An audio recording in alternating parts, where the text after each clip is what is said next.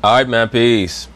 You know what, brothers, to this day, probably the most memorable playoff performance by a single individual, it still stands out to my mind so vividly, was LeBron James's Game 6 performance against the Boston Celtics in the Eastern Conference Finals of 2012. Because heading into the game, the Miami Heat were down 3-2 after giving away Game 5 in Miami, and LeBron James's critics were all set to swoop down on him as the biggest choker ever, and they were also set to skewer the Miami Heat because they had all banded together to form a super team and try to defeat the Boston Celtics and win a championship, and it appeared as if it was not going to happen. But LeBron James went into a zone that I'm not quite sure I've ever seen another player go into, especially when it comes to focus and intensity. Just looking at his countenance, the look on his face, I'll never forget. The man looked like he was under mind control, to be quite frank with you. And I was joking about it with a brother. I told him LeBron James had a look on his face like before the game, somebody called him up, one of his MK handlers or MK programmers called him up and said the leprechaun must die tonight, and just hung up the phone. And the man just snapped to attention. So when LeBron decided that he was going to use the term activation for the mode that he's going to go into or try to seek out for himself for the remainder of this regular season with the Los Angeles Lakers, it certainly stood out to me. I said to myself, of all the terms that he could use, he would use a term that would denote that he's some type of android or robot or a programmed object. So anyway, they're going to talk about it. I'm going to chime in. It's been quite a while for me that I've been under 500 going into the All-Star break. I don't remember the last time. So, my level of intensity has to be, unfortunately for me, because I don't like to do it at such an early time. I'm a little bit different. But it's been activated, so look forward to seeing what we can do. I'm all about being uncomfortable. Well, we know that.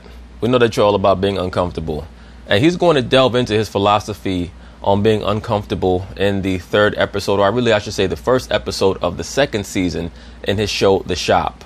And he's going to expound on it to a degree that helps you understand where he's coming from more. But I don't think that concept, that philosophy of being uncomfortable and enjoying being uncomfortable is something that you can transition into every aspect or every walk of your life, because other people are not always going to be comfortable with you purposefully trying to create a chaotic environment. I don't think that he quite grasped that. But to me, what his statement about loving being uncomfortable, what that really reveals is that he came from a very chaotic background. So he's very much accustomed to anarchy all around him. I love being uncomfortable. I fall in love with being uncomfortable. So this is another uncomfortable thing for me, and I love it. Ooh, falling in love with being uncomfortable. It's interesting.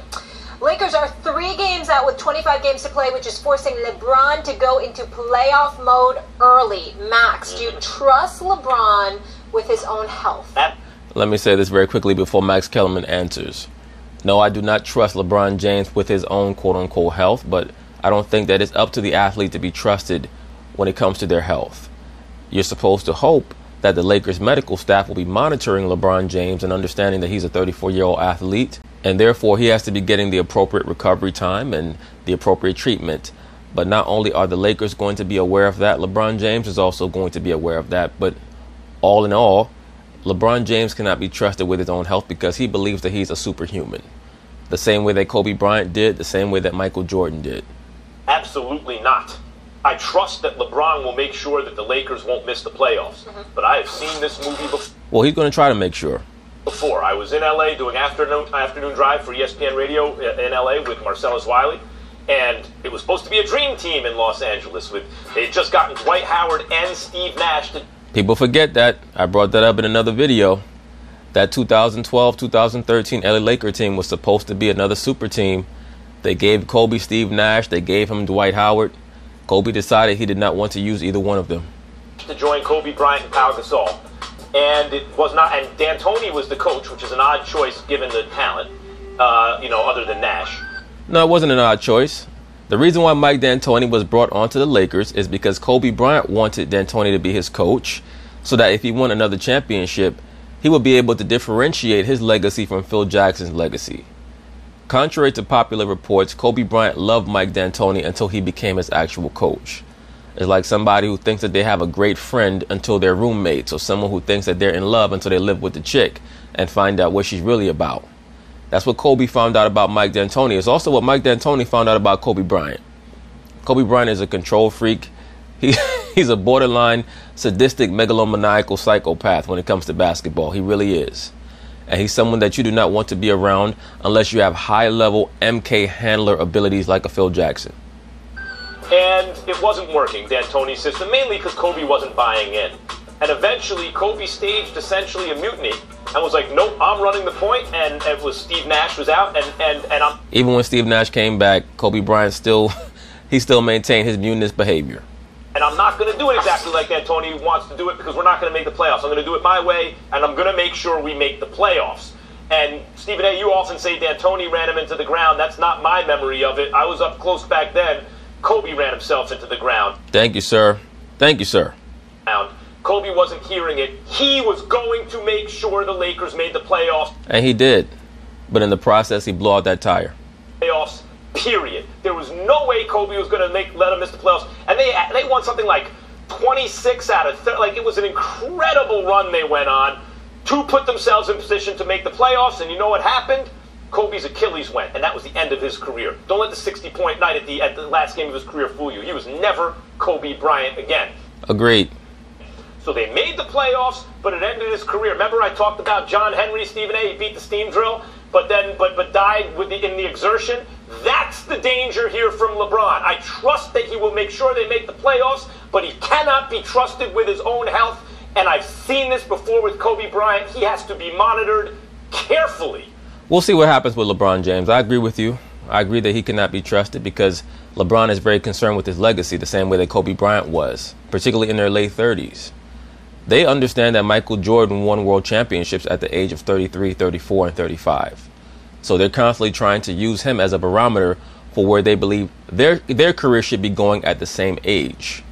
So there may be a moment where LeBron tries to push himself too hard offensively, and who knows, his body might give out. We don't know. What we do know is that LeBron James is going out of his way to rest on defense. So maybe that might help him conserve some of the overall the overall constitutional health of his body so that it does not tear in any more places that he does not want it to tear. But there's no doubt that his body is compromised right now with either the groin issue or the sports hernia that he's alleged to have. Who knows what's really going on with the brother, but I do believe that he is still injured to a degree. We'll probably not find out fully until the end of the season. I disagree with you. And the reason why I disagree with you is because it's LeBron James. Kobe Bryant has played through a bevy of injuries throughout his career. Right, but Kobe Bryant's physique and his body has never been up to the par of a LeBron James or even a Michael Jordan. Kobe's always had degenerative shoulder, knee issues, ankle problems. So, you give him credit for his great willpower. But to compare his body to LeBron James, no. And he has shown a willingness to take chances. Some would have deemed unnecessary. He did it because he loved to play. He loved being the marquee. He loved answering the call of expectations. And few did it better than he did. There's no question about it.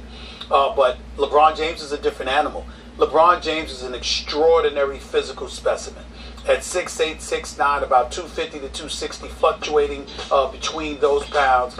This brother has taken care of himself, and his conditioning arguably has been unrivaled, with the exception of maybe Russell Westbrook. And Russell Westbrook had some injuries. LeBron James has missed 18 games this year because of that hamstring injury suffered on Christmas Day against the Golden State Warriors. Not the hamstring, the groin, quote-unquote the groin. This is his 16th season in the NBA, and that is the most significant injury of his career. Now, one would use that as an excuse to say, hey, you know what? That's proof that you can't trust him at this point with those kind of things. I say no. Injury. Because the groin injury. Yeah. I say no. He's done everything that you can possibly do. We talk about the money he's invested in his health, his own fitness center in his homes, and all of this other stuff. This dude, I've been told his house is like an LA Fitness, for crying out loud. I believe it is. His house is like a LA Fitness. Is also like a biochemistry lab. I have no doubt about that, allegedly. This dude's got everything, okay? He takes care of himself. So to me... That's for damn sure. You can trust LeBron about knowing his body and knowing himself, what he is and is not ready for. You might not be able to trust 99% of the folks out there, but LeBron James is that one physical specimen that you listen to when he tells you where he stands and what he's capable of. Right, but that's not really the issue. I don't think that the question is how honest LeBron James will be about his physical health. The issue is, can he be trusted that he's not going to push himself too far, trying to execute a Don Quixote quest to make the playoffs just so that they can get blown out in the first round, so that he can look back at his career and say, look what I did with that Laker team my first year there. That's what the question is pertaining to, in my view, when it says, can you trust him with his own health? Is he going to forsake or disregard certain issues that maybe he should tend to so that he can try to get the Lakers in the playoffs and use that as another feather in his cap? He's earned that. He's earned that trust. People thought the same thing about Kobe. I don't think so, Max. Kobe's a gym rat. Kobe was in insane shape. His Achilles went. They trust that he could withstand stuff. But they didn't always trust that Kobe was honest about what his health situation was. In other words, LeBron, I understand. In other words, you're saying LeBron will be forthright about what he's experiencing and manage it responsibly, whereas Kobe had that warrior mentality. He ain't even going to let you know. That's fair. Yeah. What about the idea that what we just saw happen to Zion was different with the sneaker than other people, because Zion's a different kind of physical specimen at his size, moving like he moves? That sneaker might just bust, right? What about LeBron? It's kind of the same thing. LeBron is different physically than other players. He can monitor himself all he wants, but this is uncharted territory. There's never been a guy who's still been the best player in the game this deep into his career. Well, the question is he really still the best player in the game? That's the real question.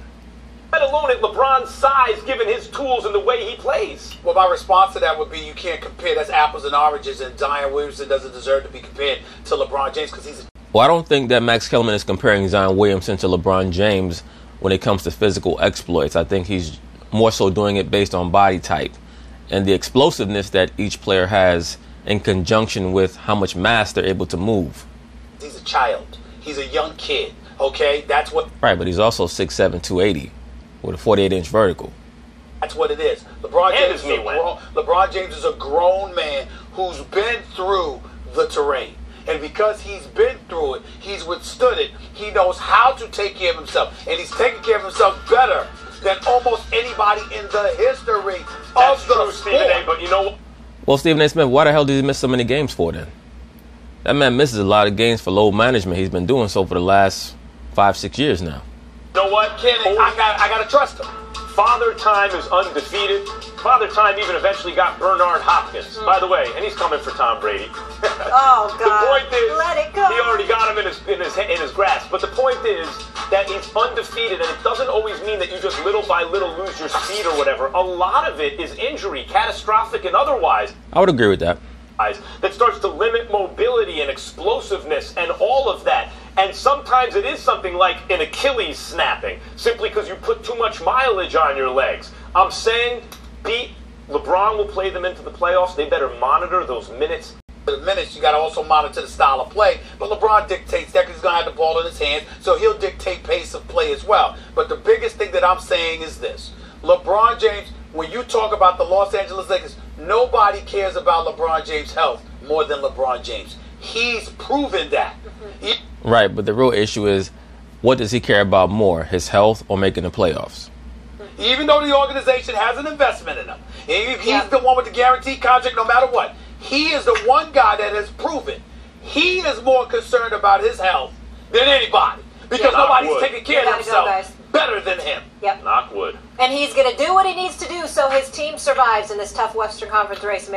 So that's basically it on that. We'll see what happens. I just was very intrigued when LeBron James chose to use that term activation.